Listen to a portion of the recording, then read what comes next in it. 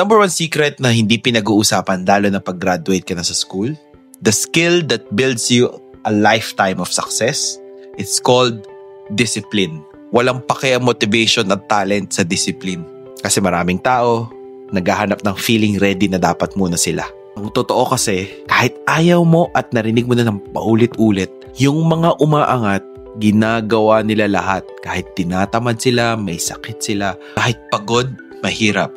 Ang discipline ay pinipili mo ang kinabukasan mo, hindi ang mood mo para sa araw na yun. 5 minutes today, gawin mo yung sinabi mong matatapos mo today. Every small decisions that you do builds your confidence. Walang magic, walang drama, pero proven yan.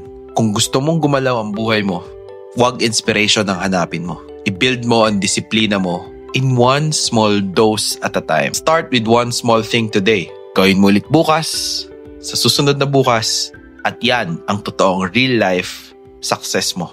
Ang disiplina sa sarili mo.